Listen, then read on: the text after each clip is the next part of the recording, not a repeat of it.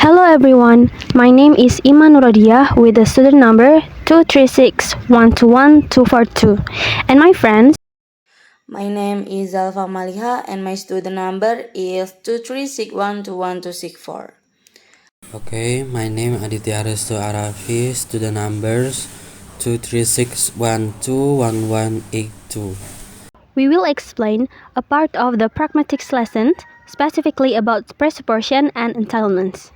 What is presuppositions? A presupposition is something the speaker assumes to be the case prior to making an utterance. What that mean? That means an utterance exists because there is a fact that is true or does exist, and the speaker assumes that the listener already knows or received the information. And then there is entailment. An entailment is something that logically follows from the assertion in the utterance. It is a true that must be correct if the sentence is true. For example, Mary's brother brought 3 horses. Presupposition for this sentence is Mary's brother. Mary exists and fact that she has a brother. Entailments for this sentence is Mary's brother bought something. Both 3 animals, both horses. Next, to determine whether a statement contains a presupposition or entailment, we use the negation test. The negation test is used to test whether a meaning includes a presupposition or requirement by changing the sentence into a negative form. The principle is, for presupposition, the statement is constant, the meaning remains the true.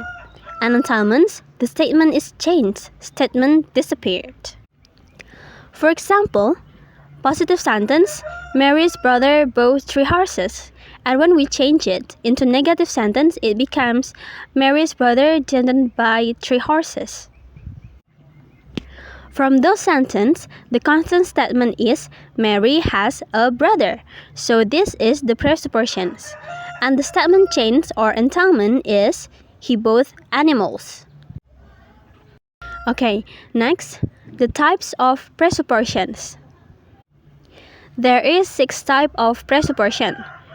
First, existential presupposition, the existence of something or any definite noun phrase. For example, Mary's brother, your car, the king of Sweden. And then second, factive presupposition, further information is correct in the form of dependent clause. For example, she didn't realize she was ill. The presupposition is he was ill. And then lexical presupposition, certain words contain additional meanings, usually in the first manage, stop, start, and again. For example, he stopped smoking. The presupposition is he used to smoke. And the next, structural presupposition, sentence structure that assume true information. For example, when did you leave? Presupposition is he left. And then the fifth is non-factive presupposition, information that is assumed to be false, usually arises from verbs such as dream, imagine, and pretend. For example, I dreamed that I was rich. Presupposition is I was not rich. Counterfactual presupposition, the content of the clause in the if clause is not correct at the time of utterance. For example, if you were my friend, you would have helped me. Presupposition is you are not my friend. Okay, the next is the projection problem. Projection problem is a problem in pragmatics, meaning in context, that arises when the presupposition of a simple sentence does not always hold when that sentence becomes part of a complex sentence. Now, let me give you the first example. A. Nobody realized that Kelly was ill. B. Kelly was ill. C. P implies Q. So here, the subordinate clause is Kelly was ill. The simple sentence actually assumes that Kelly was indeed ill. But once we add the complex sentence, nobody realized that Kelly was ill, the meaning is no longer automatically true. It's possible that someone simply assumes Kelly was ill when in reality she wasn't. For example, I imagine that Kelly was ill, but she wasn't. Here, we see that the presupposition Kelly was ill can be cancelled out by context. This means that the presupposition doesn't extend to the overall meaning of the sentence. So, this is an example of a non-projected presupposition. And the second example is Shirley says, "It's so sad, Georgie regrets getting Mary pregnant." Then Jane replies, "But he didn't get but he didn't get her pregnant."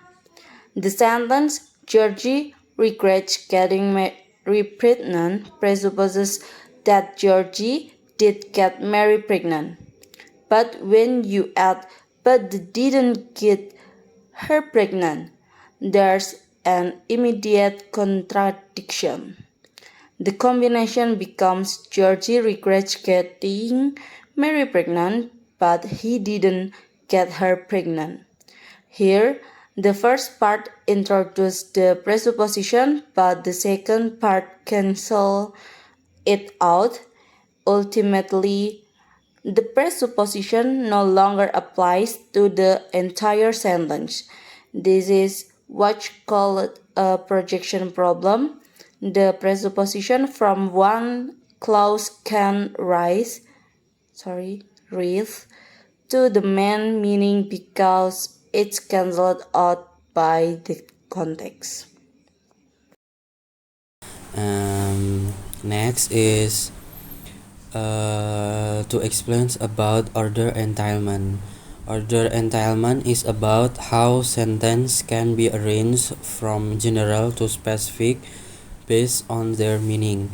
It helps us see which sentence has a broader meaning and which one gives more detailed information. The more general a sentence is, the weaker or broader its meaning. The more specific sentence is, the stronger and more detailed it becomes. For example, Maria owns an animal. Maria owns a dog. Maria owns a poodle. The order is 1, 2, and 3. If Maria owns poodle, it automatically means she owns a dog and an animal too. But if she only owns an animal, we don't know what kind of animal it is. So, order entailment show a logical order of meaning from general to specific. And next, let's look at another example with actions. John touched the man. John hurt the man. John killed the man. The order is 1, 2, 3. If John killed the man, it means he also hurt and touched him. But if he only touched the man, it doesn't mean he hurt or killed him. So order entailment helps us see that meanings can be built on each other from general action to more specific or stronger ones. Thank you.